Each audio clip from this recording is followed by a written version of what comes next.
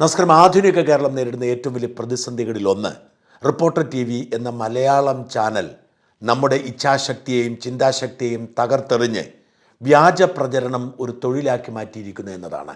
തട്ടിപ്പ് നടത്തുക, തട്ടിപ്പിന് പ്രോത്സാഹനം നൽകുക എന്ന ലക്ഷ്യമാണ് ചാനലിൻ്റെ പിന്നിൽ എന്ന് വ്യക്തമാകുന്നത് അതിൻ്റെ ഉടമകളെന്ന് അവകാശപ്പെടുന്ന അഗസ്റ്റിൻ സഹോദരന്മാരുടെ ഭൂതകാലമാണ്. അനേകം തട്ടിപ്പ് കേസുകൾ അവർക്കെതിരെ സംസ്ഥാനത്തിൻ്റെ വിവിധ ഭാഗങ്ങളിലുണ്ട്. മരംമുറി കേസുമായി ബന്ധപ്പെട്ട് മാത്രമാണ് അവരെക്കുറിച്ച് ചർച്ച ചെയ്യുന്നതെങ്കിലും അതിനൊക്കെ മുമ്പ് തന്നെ ബാങ്കുകളെ കബളിപ്പിച്ചതിന്, സർക്കാരിനെ കബളിപ്പിച്ചതിന്, നാട്ടുകാരെ കബളിപ്പിച്ചതിനൊക്കെ അനേകം കേസുകൾ അവർക്കെതിരെയുണ്ട്, സിവിലായും ക്രിമിനലായും. മാംഗോ ഫോൺ എന്ന പേരിൽ മഞ്ഞലാംകുഴി അലി അടക്കമുള്ളവരെ അവർ കോടികൾ പറ്റിച്ചിട്ടുണ്ട്. ഈ റിപ്പോർട്ടർ മുതലാളി സഹോദരന്മാർ എല്ലാവരും പലതവണ കേരളത്തിനകത്തും പുറത്തുമൊക്കെ ജയിലിൽ പോലും കഴിഞ്ഞിട്ടാണ് ആദർശ പ്രസംഗവുമായി നമ്മളെ ഇല്ലാതാക്കിക്കൊണ്ടിരിക്കുന്നത്. അരുൺകുമാർ എന്ന പ്രഗത്ഭനായ ജേർണലിസ്റ്റ് കൂടുതൽ ശമ്പളം കിട്ടുന്നു എന്ന ഒറ്റ കാരണം കൊണ്ട് ഈ വൃത്തികേടിനും തട്ടിപ്പിനും കൂട്ടുനിൽക്കുന്നു. ഇവർ വലിയ വായിൽ ആദർശം പ്രസംഗിക്കുകയും എന്നാൽ മാധ്യമ സ്വാതന്ത്ര്യത്തിനെതിരെ നിലപാടെടുക്കുകയും ചെയ്യുന്ന ഒരു സ്ഥാപനമാണ് എന്ന് പലർക്കും അറിയില്ല. ഇവരുടെ തട്ടിപ്പുകളെ കുറിച്ചുള്ള വാർത്തകൾ നിരന്തരം നമ്മുടെ ചാനലുകൾ കൊടുക്കാൻ തുടങ്ങിയപ്പോൾ ഇവർ ഒരു കുറുക്കു വഴി കണ്ടെത്തി. കേരളത്തിലെ ഏത് കോടതിയിൽ പോയാലും ഇവരുടെ തട്ടിപ്പിനെ കുറിച്ച് കോടതിക്ക് അറിയാവുന്നതുകൊണ്ട് അത്ര എളുപ്പത്തിൽ ഇവരുടെ കുറുക്കു വഴി വിജയിക്കാത്തത് കൊണ്ട് ജൂറിസ്ഡിക്ഷൻ അധികാരം പോലുമില്ലത് ബാംഗ്ലൂരിലെ ഒരു കോടതിയിൽ കൊണ്ടുപോയി ഇവർ ഹർജി കൊടുത്തു 18 മാധ്യമ സ്ഥാപനങ്ങൾക്കെതിരെ. മാധ്യമ സ്ഥാപനങ്ങൾ റിപ്പോർട്ടർ ചാനലിനെതിരെ വ്യാജ വാർത്തകൾ കൊടുക്കുന്നു, അത് വിലക്കണം എന്നാവശ്യപ്പെട്ടാണ് കൊടുത്തത്. എന്തുകൊണ്ടാണ് കേരളത്തിൽ പ്രവർത്തിക്കുന്ന ഈ ചാനൽ കേരളത്തിൽ കൊടുക്കാതെ ബാംഗ്ലൂരിൽ കൊണ്ടുപോയി ഹർജി കൊടുത്തത് എന്ന് പലരും ചോദിച്ചെങ്കിലും അതിനുത്തരം അവർക്കുണ്ടായിരുന്നില്ല. ഓർക്കണം, അഭിപ്രായ സ്വാതന്ത്ര്യത്തിന് വേണ്ടി നിലപാടെടുക്കുന്ന റിപ്പോർട്ടർ ചാനലാണ് ബാംഗ്ലൂർ കോടതിയിൽ പോയി 18 മാധ്യമങ്ങൾക്കെതിരെ പരാതി കൊടുത്തത്. അതേക്കുറിച്ച് റിപ്പോർട്ടർ ചാനൽ വന്ന വാർത്ത എങ്ങനെയാണ്? റിപ്പോർട്ടറിനെതിരെ വ്യാജ വാർത്തകൾ നൽകരുത്, ഏഷ്യാനെറ്റ് അടക്കമുള്ള മാധ്യമങ്ങളെ വിലക്കി കോടതി ഇടക്കാല ഉത്തരവ്. റിപ്പോർട്ടർ TVക്കെതിരെ വ്യാജ വാർത്തകൾ നൽകി ഏഷ്യാനെറ്റ് ന്യൂസ് അടക്കമുള്ള മാധ്യമങ്ങളെ വിലക്കി കോടതി. ബാംഗ്ലൂർ പ്രിൻസിപ്പൽ സിറ്റി സിവിൽ കോടതിയുടേതാണ് നടപടി. വ്യാജ വാർത്തകൾക്ക് റിപ്പോർട്ടർ TV കോടതിയെ സമീപിക്കായിരുന്നു. റിപ്പോർട്ടറിനെതിരെ വ്യാജ വാർത്ത നൽകരുതെന്ന് ഏഷ്യാനെറ്റ് ന്യൂസ് അടക്കമുള്ള മാധ്യമങ്ങൾക്ക് കോടതി ശക്തമായ ഭാഷയിൽ താക്കീത് നൽകി. ഇത് സംബന്ധിച്ച് കോടതി ഇടക്കാല ഉത്തരവ് പുറപ്പെടുവിച്ചു. റിപ്പോർട്ടറുടെ വിശ്വാസ്യത തകർക്കുന്ന വിധം വ്യാജ വാർത്തകൾ നൽകരുതെന്ന് കോടതി നിർദ്ദേശിച്ചു. വ്യാജ വാർത്തകൾ ഉടൻ നീക്കം ചെയ്യണം. ഫേസ്ബുക്ക്, ഇൻസ്റ്റാഗ്രാം, X അടക്കമുള്ള സോഷ്യൽ മീഡിയയിൽ നിന്നും വാർത്തകൾ നീക്കം ചെയ്യണമെന്ന് കോടതി നിർദ്ദേശിച്ചു. ഗൂഗിളിനും മെറ്റയ്ക്കും കോടതി നിർദ്ദേശം നൽകി. ഏഷ്യാനെറ്റ് ന്യൂസിനെതിരെ റിപ്പോർട്ടർ TV മാനനഷ്ട കേസ് ഫയൽ ചെയ്തു. എന്നിട്ട് ഇങ്ങനെ പോവുകയാണ്. നമുക്കറിയാം, മെസ്സിയെ കൊണ്ടുവരും എന്ന് പറഞ്ഞുള്ള നുണയായിരുന്നു ഏറ്റവും ഒടുവിൽ ഈ ചാനലുകളെല്ലാം ചേർത്ത് പറ്റിച്ചത്. മെസ്സി കേരളത്തിൽ വന്നില്ലെങ്കിൽ ഇന്ത്യയിൽ ഒരിടത്തും വരില്ല എന്ന് പറഞ്ഞു. പക്ഷേ മെസ്സി ഇവിടെ വന്ന് ഹൈദരാബാദിലും കൽക്കട്ടയിലും ഡൽഹിയിലും ഒക്കെ കളിച്ചിട്ട് തിരിച്ചും പോയി. ഇത്തരം നുണകൾ വരരുത്. ഇതൊന്നും വലിയ ആഘോഷമായി മാധ്യമങ്ങൾ വരാതിരുന്നതിന് കാരണം ഇവർ ബാംഗ്ലൂർ കോടതിയിൽ പോയി മേടിച്ച വിലക്കായിരുന്നു. ഈ വിലക്കിൽ ഉൾപ്പെട്ടിരുന്നത് 18 പ്രതികളാണ്. 1 Google, 2 Facebook, 3 Instagram, 4 Meta, 5 X corp, 6 Manorama news, Asianet news, media 1 live, news 18 Kerala, C Malayalam news, new Indian express, times of India, the Hindu, the news minute, ETV Bharat, Kerala vision, Malayalam India today, Ashok Kumar, John day. ഇങ്ങനെ 18 പേർ. ഈ ജോൺ ഡേ എന്ന് പറയുന്നത് ഒരു പ്രത്യേക ഉത്തരവ്, ആരെയും ഉൾപ്പെടുത്താം. എന്നിട്ട് ഇൻജക്ഷൻ മേടിച്ചു. ഇൻജക്ഷൻ ഇങ്ങനെയായിരുന്നു: prays to pass a judgment and decree to granting a perpetual injection restraining the defendant, their agents, assigns or anyone operating under their authority from publishing, circulating, sharing or communicating the defamatory videos of any platform, including but not limited to defendant number 1 to 18 as platforms and as prayed in the plaint. 1 മുതൽ 18 പ്രതികൾ മാത്രമല്ല, അല്ലാതെയുള്ളവർക്കും ഇത് ബാധകമാവണം എന്നായിരുന്നു ആവശ്യം.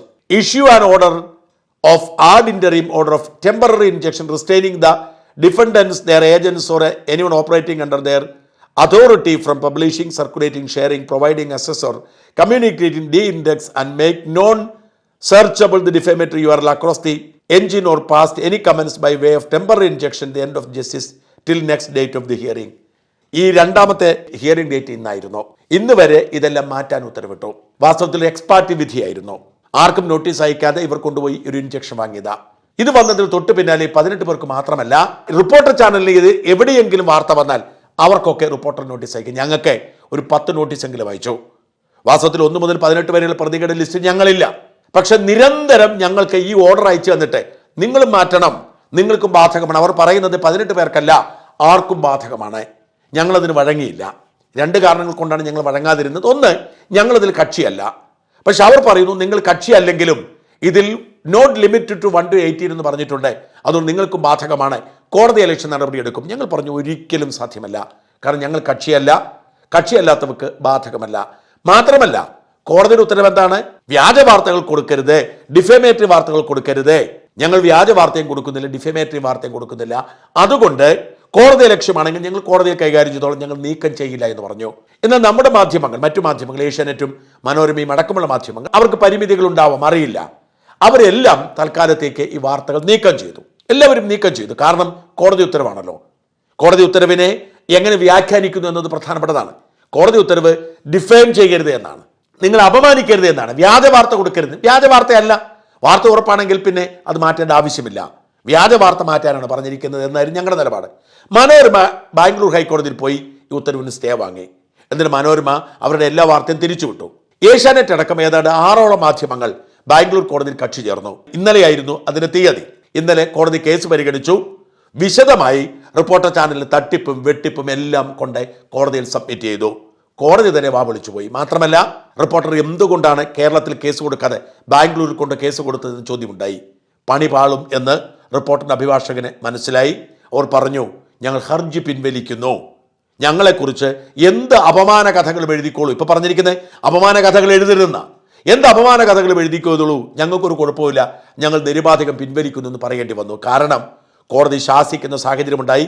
കോടതിയെ തെറ്റിദ്ധരിപ്പിച്ച് വിധി വാങ്ങിക്കൊണ്ടുവന്ന സൂത്രപ്പണി, റിപ്പോർട്ടറിന് സ്ഥിരം ഈ സൂത്രപ്പണിയുണ്ട് എന്ന് കോടതിക്ക് ബോധ്യപ്പെട്ടു.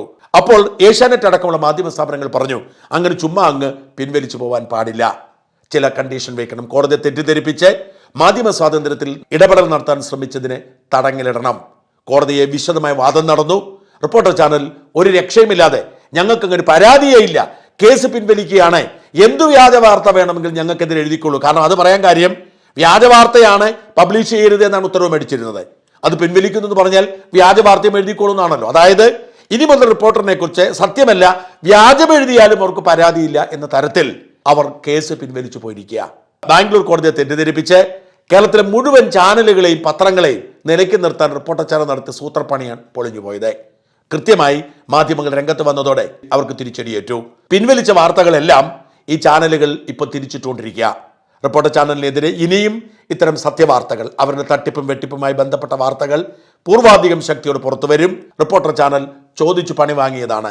ഏതെല്ലാം തരത്തിൽ മാധ്യമ സ്വാതന്ത്ര്യം ഇല്ലാതാക്കും അത്തരത്തിലൊക്കെ അതില്ലാതാക്കി റിപ്പോർട്ടർ മുതലാളിമാരുടെ തട്ടിപ്പിന് കുടപിടിക്കാനാണ് ശ്രമിക്കുന്നത്. ഡോക്ടർ അരുൺകുമാറിന്റെ അപേക്ഷയുണ്ട്. താങ്കൾ പ്രഗത്ഭനാണ്, മിടുക്കനാണ്, കഴിവുള്ളയാളാണ്. താങ്കളെ സ്വീകരിക്കാൻ 2 കൈയും നീട്ടി ധാരാളം മാധ്യമ സ്ഥാപനങ്ങൾ ഉണ്ടാവും. ഇങ്ങനൊരു വിഷഭൂമിയിൽ നിങ്ങൾ ആറാടി നിങ്ങളുടെ അവശേഷിക്കുന്ന അന്തസ്സ് നഷ്ടപ്പെടുത്തരുത്. തട്ടിപ്പും വെട്ടിപ്പുമായി ഈ നാട് മുടിപ്പിക്കാൻ കൊട്ടേഷൻ എടുത്തിരിക്കുന്ന ഈ അഗസ്റ്റിൻ സഹോദരന്മാരോട് കൂടെ നിന്ന് നിങ്ങൾ നിങ്ങളുടെ പേര് നഷ്ടപ്പെടുത്തരുത്. നിങ്ങളെ പിന്തുണയ്ക്കുന്ന, നിങ്ങളെ ഇഷ്ടപ്പെടുന്ന ആയിരക്കണക്കിന് മനുഷ്യർ ഈ കേരളത്തിലുണ്ട്. ഇത് തന്നെയാണ് പ്രിയപ്പെട്ട സുജയ പാർവതിയോടും പറയാനുള്ളത്. പണത്തിന് വേണ്ടി ഏതറ്റം വരെയും താണു പോവരുത്. പണത്തേക്കാൾ വലുത് ആത്മാഭിമാനമാണ്, സത്യബോധമാണ്.